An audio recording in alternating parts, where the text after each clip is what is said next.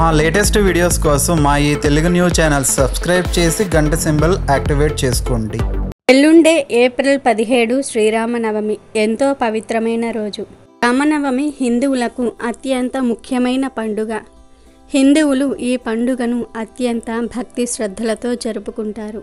శ్రీరాముడు వసంత ఋతువులో చైత్రశుద్ధ నవమి గురువారం నాడు పునర్వసు నక్షత్రపు కర్కాటక లగ్నంలో సరిగ్గా అభిజిత్ ముహూర్తంలో అంటే మధ్యాహ్నం 12 గంటల వేళల్లో త్రేతాయుగంలో జన్మించాడు.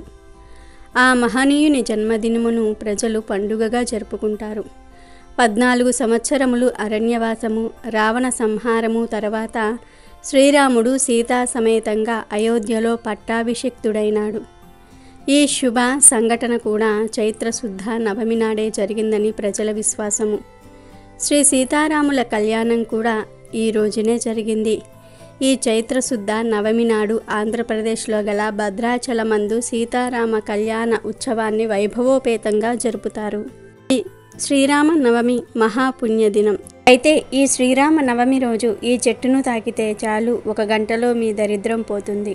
మీకు ఉండే కష్టాలన్నీ కూడా పోతాయి. జన్మజన్మల పాపాలు పోయి కోటి జన్మల పుణ్యం వస్తుంది. మీ జాతకం మారిపోతుంది. మీకు ఉండే దోషాలు, గండాలు, దరిద్రాలను ఆ చెట్టు లాక్కొని మీకు తిరిగిలేని ఐశ్వర్యాన్ని ఇస్తుంది. ఈరోజు మీరు ఈ చెట్టును తాకితే సీతారాముల అనుగ్రహం కలుగుతుంది. శ్రీరామ నవమి రోజు ఈ చెట్టును తాకితే మీ ఒంట్లోని నెగిటివ్ ఎనర్జీ మొత్తం పోతుంది. రోగాలు పోతాయి. మీ శరీరానికి కొత్త శక్తులు వస్తాయి. మరి శ్రీరామ నవమి రోజు ఏ చెట్టును తాగితే గంటలో మీ దరిద్రం పోతుందో ఇప్పుడు మనం ఈ వీడియోలో వివరంగా తెలుసుకుందాము. అంతకన్నా ముందు సీతాదేవి గర్భవతిగా ఉన్నప్పుడు అడవుల పాలవ్వడానికి చిలుకలు శాపం పెట్టడమే కారణం అని తెలిపే పవిత్ర కథను విందాం. ఒకసారి మిథిలా నగరంలోని అంతఃపురం స్త్రీల ఉద్యానవనంలోనికి సీతాదేవి చెలికత్తెలతో విహారానికి వచ్చింది. అక్కడ ఒక చెట్టు మీద చిలుకలు ముచ్చటలాడుకుంటూ ఉన్నాయి. అవి వాల్మీకి ఆశ్రమం నుంచి వచ్చినవి. అప్పుడు అక్కడి మగ చిలుక ఈ దేశపు రాజుగారికి సీత నాగటి చాలల్లో దొరికిందట. ఆమెను శ్రీరాముడు శివ ధనుర్భంగం చేసి పెళ్లాడాడు అని భార్యకు చెప్తున్నాడు. అది విన్న సీత ఆ 2 చిలుకలను పట్టి ఇలా అడుగుతుంది, మీరు ఎవరి గురించి మాట్లాడుకుంటున్నారు? సీతను నేనే. నా గురించేనా? ఆ రాముడెవడో చెప్పు, ఈ విషయాలు మీకెలా తెలుసు అని అడగగా, మేము వాల్మీకి ఆశ్రమంలో ఉండేవాళ్ళం. విహారం చేయడానికి ఇక్కడికి వచ్చాం. వాల్మీకి రామాయణం అనే ఒక గ్రంథాన్ని రాస్తున్నాడు. అందులోని కథనే చెప్తున్నాను. రాముడు అయోధ్యకు యువరాజు అని చెప్పి మమ్మల్ని వదిలేయ్ అని ప్రార్థించాయి చిలుకలు. అయితే ఆ శుభకార్యం జరిగిన తర్వాతే మిమ్మల్ని విడిచిపెడతాను అని సీత అంటుంది. అప్పుడు ఆ చిలుకలు మేము స్వేచ్ఛగా తిరిగేవాళ్ళం, పంజరంలో ఉండలేము. అంతేకాక నా భార్య నిండు చూలాలు, శ్రమకు ఓర్వలేదు. దయచేసి మమ్మల్ని విడిచిపెట్టు అని కోరుతుంది. దానికి సీత, అయితే ప్రసవం అయ్యేంతవరకు ఆడచిలుక నా దగ్గరే ఉంటుంది, నువ్వు వెళ్ళు అని మగచిలుకను అంటుంది. అప్పుడు మగచిలుక సీతతో, తల్లి, దీనిని విడిచిపెట్టి నేను బ్రతకలేను. కరుణించి నన్ను నా భార్యను విడిచిపెట్టు అని దీనంగా ప్రార్థించింది. కానీ సీత వినలేదు. అప్పుడు ఆడచిలుక సీతతో, నా భర్త నన్ను విడిచి బ్రతకలేనంటున్నాడు. నేను అతనిని విడిచి ఉండలేను. కాబట్టి మమ్మల్ని దయతో వదిలేయి అని అడుగుతుంది. అప్పటికి కూడా సీత వారి మాటలను పట్టించుకోదు. ఆ సమయంలో మగచిలుక ఆవేదనతో ఏడుస్తూ ఉంటుంది. తన ఆవేదనను చూసి ఆడచిలుక గుండె పగిలి సీతను చూసి, నువ్వెంత కఠినాత్మురాలివి, గర్భవతినైన నన్ను నా భర్త నుండి విడదీశావు. కాబట్టి నువ్వు కూడా గర్భవతి అయినప్పుడు నీ భర్తను ఎడబాసి దుఃఖపడతావు అని శపించి తన ప్రాణాలను విడిచిపెడుతుంది. అప్పుడు మగచిలుక, నా భార్యను అన్యాయంగా చంపావు కాబట్టి నిన్ను నీ భర్త విడిచిపెట్టడానికి మూల కారకుడైన చాకలివాడిగా జన్మించి పగ తీర్చుకుంటాను అని వెళ్ళి గంగానదిలో పడి మరణిస్తుంది.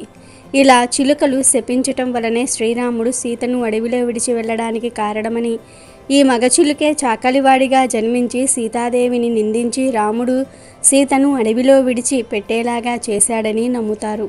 ఇక వీడియోలోకి వెళ్ళే ముందు ఫ్రెండ్స్, మీరు ఇప్పటి వరకు ఈ వీడియోకి లైక్ చేయకపోతే వెంటనే లైక్ చేయండి. అలాగే మా ఛానల్ని కూడా సబ్స్క్రైబ్ చేసుకుని మాకు సపోర్ట్ చేయండి. ఎందుకంటే మాకు మీ సపోర్ట్ చాలా అవసరం. ఇక వీడియోలోకి వస్తే, హిందువులు అన్ని జీవుల్లోనూ దేవుణ్ణి చూస్తారు. అందువలనే ఆవులు వంటివి పూజనీయ జంతువులయ్యాయి. అలాగే కొన్ని పర్వతాలు పుణ్య స్థలాలయ్యాయి, కొన్ని నదులు పుణ్య నదులయ్యాయి. వాటికి ఆ పవిత్రత ఏ విధంగా వచ్చిందో వివరించే కథలు కూడా ఉన్నాయి. అలాగే చెట్లల్లో కూడా దేవుణ్ణి చూస్తారు. కొన్ని చెట్లను దేవతా వృక్షాలన్నారు. నిజానికి చెట్లు భూమి మీద సౌరశక్తిని గ్రహించుకునే కేంద్రాల్లో ముఖ్యమైనవి. అవి మనకు కాయలు, పండ్లు, పువ్వులు, ఔషధాలు ఇవ్వటంతో పాటు వంట చెరుకు వంటివి ఇచ్చి మానవాళి మనుగడకు ఎంతగానో తోడ్పడుతూ ఉన్నాయి. అయితే చెట్లకు కూడా మనుషుల మాదిరి ఆనందము, బాధ వంటివి ఉంటాయని మను పేర్కొన్నారు. ఈ విషయం ఆధునిక విజ్ఞాన శాస్త్రరీత్యా కూడా నిరూపితమైంది. భారతీయ ఋషులు సైతం కొన్ని వృక్షాలను పవిత్రమైనవిగా పేర్కొన్నారు. ప్రత్యేకించి శ్రీరామనవమి రోజు అశోక చెట్టును కేవలం తాకితే చాలు, మళ్ళీ వచ్చే శ్రీరామనవమి వరకు మీకు తిరుగుండదు. సంవత్సరమంతా డబ్బు మీ దగ్గరకు వస్తూనే ఉంటుంది. 1 గంటలోనే మీ ఇంట్లోని దరిద్రాలు, గండాలు, దోషాలు పోతాయి. జన్మ జన్మల పాపాలు పోయి కోటి జన్మల పుణ్యం వస్తుంది. సీతారాముల అనుగ్రహం కలుగుతుంది. అశోక చెట్టు అంటే శోకం లేకుండా చేసే చెట్టు అని అర్థం. ఈ పువ్వులను ఆలయ అలంకరణలో ఉపయోగిస్తూ ఉంటారు. బుద్ధుడు అశోక వృక్షం క్రిందే జన్మించాడని చెప్తూ ఉంటారు. అందువల్ల వీటిని బౌద్ధ రామాల్లో ఎక్కువగా నాటుతూ ఉంటారు. కానీ ఈ రోజుల్లో మనకు కనిపించే అశోక వృక్షాలు అసలైన అశోక వృక్షాలు కావు. ఈ వృక్షాలను ఇంట్లో పెంచకూడదు. ఈ వృక్షాలు మిమ్మల్ని దుఃఖం, శోకంలో నింపుతాయి. నిజమైన అశోక వృక్షం పేరు సీతా అశోక వృక్షం. ఈ సీతా అశోక వృక్షం కింద సీతాదేవి శ్రీరాముని కోసం ఎదురు చూసింది. లంకలో సీతను ఈ వృక్షం కిందే రావణాసురుడు ఉంచాడని పురాణాలు చెప్తూ ఉన్నాయి. ఈ వృక్షం కిందే సీతాదేవి చాలా రోజులు కూర్చుని ఉంది. ఈ సీతా అశోక వృక్షానికి పువ్వులు, ఫలాలు కూడా ఉంటాయి. కానీ ఇప్పుడు మనం చూసే అశోక వృక్షాలకు పువ్వులు పుయ్యవు. ఈ చెట్టు దుఃఖాన్ని తొలగించవు, దుఃఖాన్ని పెంచుతాయి. సీతా అశోక వృక్షాలు దుఃఖాన్ని తొలగిస్తాయి. ఈ సీతా అశోక వృక్షాన్ని తాకితే చాలు మీకు వచ్చే చాలా దుఃఖాలు, శరీరంలో ఉండే నొప్పులు ఇవన్నీ కూడా తొలగిపోతాయి. సీతా అశోక వృక్షాన్ని తాకితే అనేక పాపాలు తొలగిపోతాయి. శరీరం ఆరోగ్యవంతమవుతుంది. మీ జాతక చక్రంలో ఉండే దోషాలు, బాధలు అన్నీ కూడా తొలగిపోతాయి. శ్రీరామనవమి రోజు ఈ సీతా అశోక చెట్టును తాకితే చాలా మంచిది. కానీ ఈ సీతా అశోక చెట్లు చాలా అరుదుగా కనిపిస్తూ ఉంటాయి. కనుక మీకు అందుబాటులో ఉంటే సీతా అశోక వృక్షాన్ని తాకండి. అది లేకుంటే ఈరోజు మామిడి చెట్టును తాకండి. సీతా అశోక వృక్షాన్ని లేదా మామిడి చెట్టు, ఈ రెండిటిల్లో ఏదో ఒక చెట్టును తాకితే సరిపోతుంది. శ్రీరామనవమి రోజు ప్రతి ఒక్కరూ కూడా అశోక చెట్టు దగ్గరకు కానీ లేదా మామిడి చెట్టు దగ్గరకు కానీ వెళ్ళి, మీకు ఏ చెట్టు అందుబాటులో ఉంటే ఆ చెట్టు దగ్గరకు వెళ్ళి ముందు చెంబుతో నీళ్లు పోయండి. తర్వాత ఆ చెట్టుకు నమస్కరించి మీ మనసులోని కోరిక చెప్పుకోండి. ఆ తర్వాత చెట్టును ఎంత ఎక్కువ వీలైతే అంత ఎక్కువ తాకండి. కనీసం 11 సార్లు తాకాలి. ఆ తర్వాత ఆ చెట్టు దగ్గర కాసేపు కూర్చోండి. ఆ చెట్టు నుండి వచ్చే గాలిని పీల్చండి. ఎందుకంటే ఈ గాలి వలన మీ ఒంట్లో ఉండే అనేక రకాల రోగాలు, దరిద్రాలు, దోషాలు, నెగిటివ్ ఎనర్జీ పోతుంది. మంచి ఆరోగ్యం వస్తుంది. అసలు ఇంత ప్రాసెస్ చేయలేని వారు చెట్టును తాకి ఆ చెట్టు దగ్గర 5 నిమిషాలు కూర్చుని ఇంటికి వచ్చేస్తే సరిపోతుంది. 1 గంటలో దరిద్రం పోతుంది. మీ జాతకం మారిపోతుంది. మీ ఒంట్లోని దోషాలు పోతాయి. జన్మ జన్మల పాపాలు పోతాయి. కోటి జన్మల పుణ్యం వస్తుంది. ఎందుకంటే అశోక చెట్టుకు అలాగే మామిడి చెట్టుకు ఎన్నో శక్తులు ఉన్నాయి. మామిడి చెట్టు మహాలక్ష్మీదేవికి ఇష్టమైన చెట్టు. హిందువులు ఏ పూజ చేసినా ముందు ఇంటికి మామిడి ఆకుల తోరణాలు కడతారు. శివపుత్రుడు గణపతి, సుబ్రహ్మణ్య స్వాములకు మామిడి పండంటే ఎంతో ప్రీతి. సుబ్రహ్మణ్యుడు ఏ ఇంటికి వచ్చని మామిడి తోరణాలు కట్టి ఉంటాయో ఆ ఇంటిలో సంపద, మంచి పంట కలుగుతుందని దీవిస్తాడు. కలశంలో కూడా మామిడి ఆకులను వాడుతారు. మామిడి చెట్టు అధికంగా ఆక్సిజన్ను విడుదల చేస్తుంది. అందుకే మామిడి ఆకులతో తోరణాలు కడుతూ ఉంటారు. మామిడి చెట్టుకి ఎంతో ప్రాధాన్యత ఉంది. కనుక మీరు కూడా శ్రీరామనవమి రోజు అశోక చెట్టును లేదా మామిడి చెట్టును ఇప్పుడు మనం చెప్పుకున్న విధంగా తాకి శుభ ఫలితాలను పొంది సంతోషంగా జీవించండి. ఇంకా ఈ సంవత్సరం శ్రీరామనవమి రోజు ఆడవారు ఆకుపచ్చ రంగు లేదా ఎల్లో కలర్ లేదా ఈ రెండింటి కలర్ కాంబినేషన్లో ఉండే చీరను ధరిస్తే అంతా శుభమే జరుగుతుంది. దీర్ఘ సుమంగళి యోగం సిద్ధిస్తుంది. మీ భర్త ఆయుష్ పెరుగుతుంది. ఎందుకంటే ఆకుపచ్చ మరియు ఎల్లో అంటే లక్ష్మీదేవికి ఎంతో ఇష్టమైన రంగులు. శ్రీరామ నవమి రోజు ఆడవారు ఈ రంగులో ఉండే చీరను కట్టుకోవటం వల్ల శ్రీ సీతారాముల అనుగ్రహంతో దీర్ఘ సుమంగళి యోగం కలుగుతుంది. భర్త ఆయుష్ పెరుగుతుంది. అపార ఐశ్వర్య యోగం సిద్ధిస్తుంది. చీర అనే కాదు, డ్రెస్సులు వేసుకునేవారు కూడా ఈ రంగులో ఉండే డ్రెస్సులు వేసుకుంటే అష్టైశ్వర్యాలు సిద్ధిస్తాయి. కేవలం ఆడవారనే కాదు, పురుషులు, పిల్లలు, పెద్దలు అందరూ కూడా ఈరోజు గ్రీన్ లేదా ఎల్లో లేదా ఈ 2 కలర్స్ కాంబినేషన్లో ఉండే దుస్తులు ధరిస్తే సీతారాముల వారి అనుగ్రహం లభిస్తుంది. సంవత్సరమంతా కలిసి వస్తుంది. ఏ పని చేసినా విజయం మిమ్మల్ని వరిస్తుంది. పట్టిందల్లా బంగారం అవుతుంది. అష్టైశ్వర్యాలు, భోగభాగ్యాలు వస్తాయి. రాజ్యయోగం పడుతుంది. కనుక అందరూ కూడా గుర్తుపెట్టుకుని శ్రీరామనవమి రోజు ఈ రంగులో ఉండే దుస్తులను ధరించండి. సంవత్సరమంతా శుభ ఫలితాలను పొంది సంతోషంగా జీవించండి. సీతారాముల గురించి తెలియని భారతీయులు ఉండరు. రాముల వారి గుడి లేని ఊరు ఉండదు అంటే అతిశయోక్తి కాదు. ప్రతి ఏటా చైత్రశుద్ధ నవమి మనకు శ్రీరామనవమి. ఈరోజు వాడవాడలా సీతారాముల కళ్యాణం చేస్తారు. వడపప్పు, పానకము, చిత్రాన్నము ప్రసాదంతో ఆనందంగా అందరూ తరిస్తారు. శ్రీరామనవమికి మిరియాల పొడి వేసిన బెల్లపు పానకం విరివిరిగా సేవిస్తారు. తెలుగు ప్రజలకు ఇది ఒక ఆచారం. చైత్ర మాసం ప్రారంభమయ్యే గాలులు వచ్చే సమయం ఇది. ఈ సమయంలో బెల్లము, పానకము సేవిస్తే ఆరోగ్యానికి చాలా మంచిది. భౌగోళిక వాతావరణ పరిస్థితులను బట్టి దీన్ని మన పూర్వీకులు ఆచారంగా మార్చారు. మిరియాల పొడి, బెల్లము, పానకం వల్ల శరీరంలో తాపం తగ్గుతుంది.